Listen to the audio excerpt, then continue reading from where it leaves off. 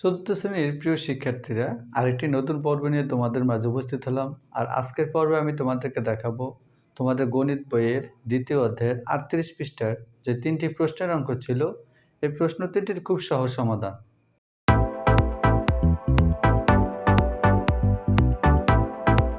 Hello viewers, তোমাদের নতুন গণিত বইয়ের 38 পৃষ্ঠার 2, 3, 4 এই 3টি প্রশ্নের অঙ্ক ছিল। এই প্রশ্ন 3টি খুব সহজভাবে আমি ব্যাখ্যা করে তোমাদেরকে দেখাবো, তাই ভিডিওটি না টেনে তোমরা সম্পূর্ণ ভিডিওটি দেখতে থাকো। প্রথমে 2 নম্বর যে প্রশ্নটি ছিল, মিনুর কাছে 15,570 টাকা আছে, তার বড় ভাই তাকে 2,200 টাকা দিল। দেখো, মিনুর কাছে যেই টাকাটা ছিল ওই টাকার সাথে তার বড় ভাই তাকে আরও 2,200 টাকা দিল। তার মানে মিনু টাকা বাড়ছে, বাড়লে কী করতে হয়? যোগ করতে হয়। তার মানে এই অঙ্কটা প্রথমে যোগ হবে। মিনু তার ছোট বোনকে 1,685 টাকা দিলে এখন তার কাছে কত টাকা রইল? তার মানে প্রথমে যোগ, পরে বিয়োগ। তো আমরা কিভাবে সাজাবো? দেখো, 2 নম্বর অঙ্কটা মিনুর কাছে ছিল, মিনুর কাছে ছিল কত টাকা ছিল? মিনুর কাছে 15,570 টাকা। এখন এই টাকাটার সাথে মিনুর ভাই, আবার বড় ভাই তাকে 2,200 টাকা দিল। তো আমরা লিখব মিনুর ভাই দিল কত? দিল 2,200 টাকা। 2,200 টাকা। এখন মিনুর টাকা বাড়ছে, বাড়লে কী করতে হবে? যোগ করতে হবে। তাহলে সুতরাং দিয়ে লিখব মিনুর মোট টাকা হলো, মোট টাকা হলো কত হলো দেখি একটু আমরা। 0, 7, 5 আর 2 7, 5 আর 2 7 আর 1 এর 1, 17,770 টাকা। এখন এই টাকাটা মিনুর কাছে আছে। মিনু এখন কি করছে? দেখো, মিনু তার ছোট বোনকে 1,685 টাকা দিলে এখন তার কাছে কত টাকা রইল? তার মানে মিনুর কাছে যে মোট টাকাটা হলো, এখান থেকে ছোট বোনকে যেই টাকাটা দিছে ওই টাকাটা আমরা বাদ দিয়ে দেব। তাহলে কি লিখব? মিনু ছোট বোনকে দিল,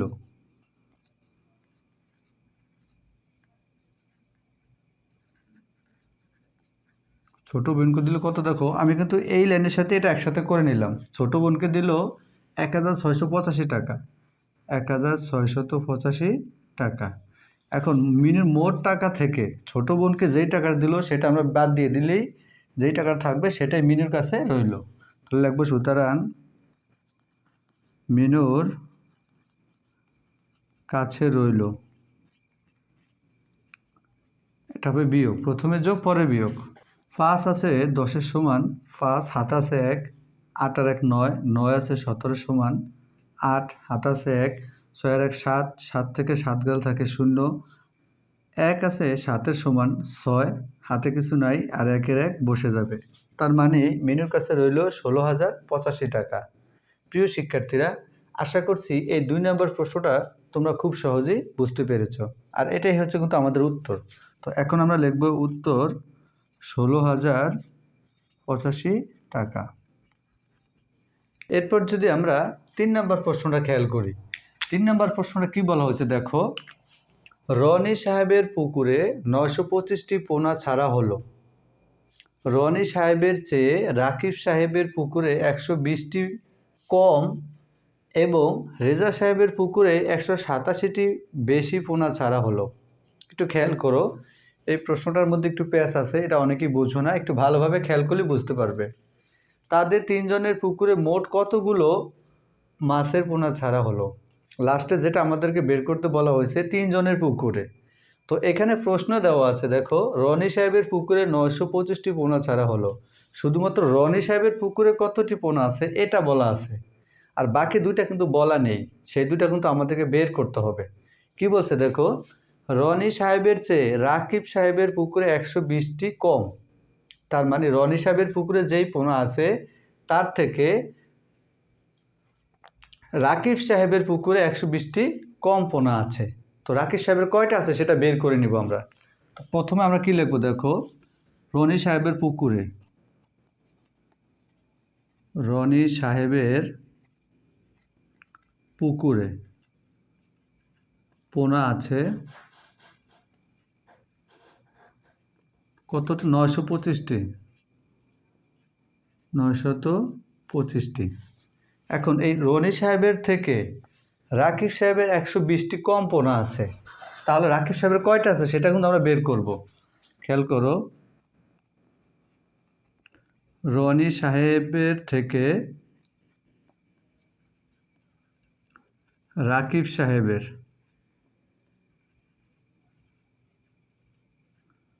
কম কতটি? কম 120টি। তাহলে 120টি। এখন দেখো, খেয়াল করো, এখন কারটা বের হবে? রনি সাহেবের যেই পোনা আছে তার থেকে 120টি পোনা কম আছে রাকিব সাহেবের। তাহলে এখন যেটা বের হবে তাহলে সেটা রাকিব সাহেবেরটা বের হবে। তাহলে সুতরাং রাকিব সাহেবের পুকুরে পোনা আছে। এখন আমরা বিয়োগ করব। বিয়োগ করে কত? দেখো, 5-এর 5, 2 থেকে 2 হলে 0, 1 আছে 9 সমান 8, 805টি। এখন আমরা রাকিব সাহেবের পুকুরে পোনা কিন্তু বের করে নিলাম। একটু খেয়াল করো, রনি সাহেবেরটা প্রশ্ন দেওয়া ছিল এবং রাকিব সাহেবেরটা বের করে নিলাম। আর দরকার কারটা? আর দরকার হচ্ছে আমাদের রেজা সাহেবের। এখন রেজা সাহেবের কি বলছে দেখো, রনি সাহেবের চেয়ে রাকিব সাহেবের 120টি কম এবং রেজা সাহেবের পুকুরে 187টি পোনা বেশি। কার থেকে? ওই রনি সাহেবের পুকুর থেকে। রনি সাহেবের পুকুর থেকে 120টি কম হলো রাকিব সাহেবের। আবার রনি সাহেবের পুকুরে যা আছে তার থেকে 187টি বেশি হলো রেজা সাহেবের। তাহলে আমরা কিন্তু হিসাবটা করব রনি সাহেবের পুকুরের সাথে, যেহেতু রনি সাহেবের পুকুরের পোনাটা দেওয়া আছে। তো এখন আমরা দ্বিতীয় ধাপে লিখব, আবার দিয়ে লিখব রনি সাহেবের পুকুরে পোনা আছে কতটি? 920টি। 925টি। 925টি। রনি সাহেবের থেকে একটু খেয়াল করে নাও, রনি সাহেবের থেকে রেজা সাহেবের পুকুরে 187টি বেশি পোনা ছাড়া হলো। তাহলে বেশি হলে কি? রনি সাহেবের পুকুরে যা আছে এর থেকে আরও 187টি বেশি পোনা আছে রেজা সাহেবের পুকুরে। তাহলে রেজা সাহেবের কয়টি আছে সেটা আমরা এখন বের করব। তাহলে আমরা লিখব রনি সাহেবের থেকে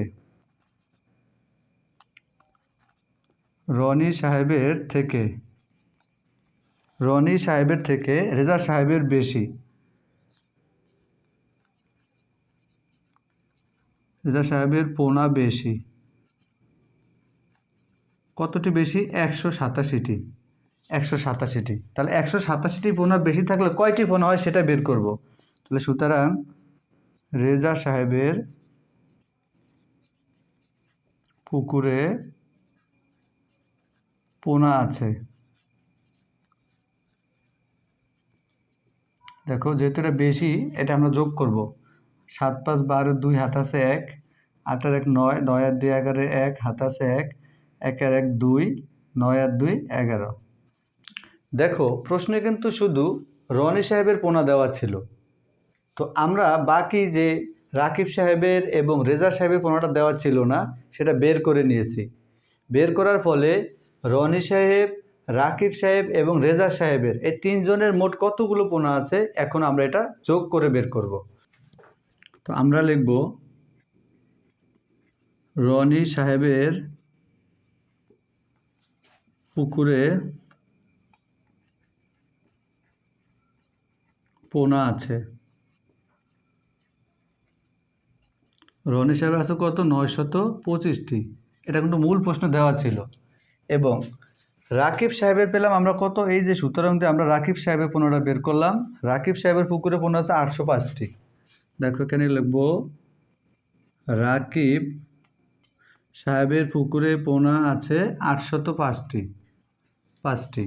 এরপর আমরা বের করলাম রেজা সাহেবের। দেখো, রনি সাহেবেরটা মূল প্রশ্ন দেওয়া ছিল, রাকিব সাহেবেরটা আমরা বের করলাম আর রেজা সাহেবেরটা বের করলাম। এখন তিনটা যোগ করব আমরা। তাহলে রেজা সাহেবের পুকুরে পোনা আছে 1112টি। তাহলে এখানে লিখবো আমরা রেজা সাহেবের পুকুরে পোনা আছে 1112টি। এখন এই তিনজনের পুকুরে মোট কতগুলো পোনা আছে? তাহলে সুতরাং তিনজনের পুকুরে মোট পোনা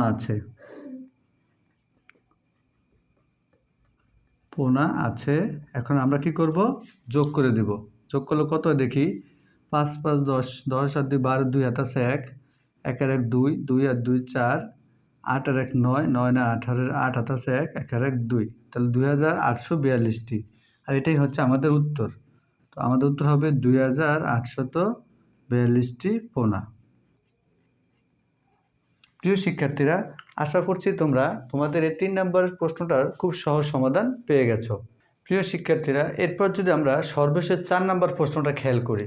4 নম্বর প্রশ্নটা বলা হচ্ছে কি দেখো, ফাতিমা 175 টাকা দিয়ে একটি পেন্সিল বাক্স এবং 40 টাকা দিয়ে কলম কিনে। ফাতিমা কি কি কিনছে? 175 টাকা দিয়ে একটি পেন্সিলের বক্স কিনেছে এবং 40 টাকা দিয়ে কলম কিনেছে। এই দুইটা পণ্য কিনে দোকানদারকে 500 টাকা দিলে দোকানদার কত টাকা ফেরত দিবেন? তো এটা খুব সহজ প্রশ্ন। দেখো, ফাতিমা পেন্সিল বক্স কিনেছে এবং কলম কিনেছে, এই দুইটার দাম আগে আমরা যোগ করব। যোগ করে 500 টাকা থেকে বিয়োগ করলে বাকি টাকাটা সে ফেরত দেবে। তাহলে অঙ্কটা আমরা কীভাবে সাজাবো দেখো। 4 নম্বর অঙ্কটা আমরা লিখব, ফাতিমা পেন্সিল বক্স কিনলো।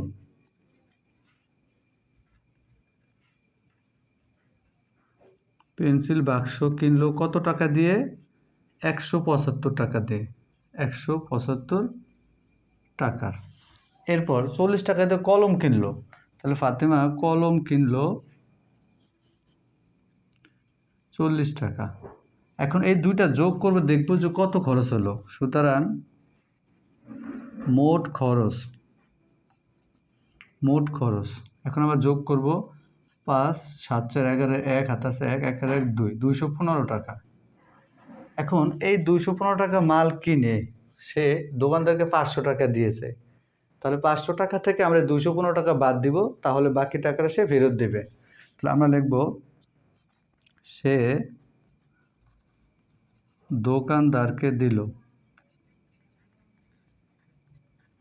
কত? দিল 500 টাকা। খরচ করলো, সে খরচ করলো কত খরচ করলো? 215 টাকা। 215 টাকা। এখন 500 টাকা থেকে খরচটা বাদ দিলে বাকি টাকাই দোকানদার ফেরত দেবে। তাহলে সুতরাং দোকানদার ফেরত দিবে। দেখো কত ফেরত দেবে? 5 আছে 10-এর সমান 5, হাতে আছে 1, 1 আর 1 2, 2 আছে 10-এর সমান 8, হাতে আছে 1, 2 আর 1 3, 3 আছে 5-এর সমান 2, 285 টাকা। আর এটি হচ্ছে আমাদের উত্তর। তো এখন আমরা লিখব উত্তর 285 টাকা। প্রিয় শিক্ষার্থীরা, আশা করছি তোমাদের 38 পৃষ্ঠার 3টা প্রশ্নের অঙ্কই খুব ভালোভাবে বুঝতে পেরেছো। যদি আমার ক্লাসগুলো তোমাদের ভালো লাগে, আশা করছি অবশ্যই সবাই আমার চ্যানেলটির সাথে থাকবে। ধন্যবাদ সবাইকে।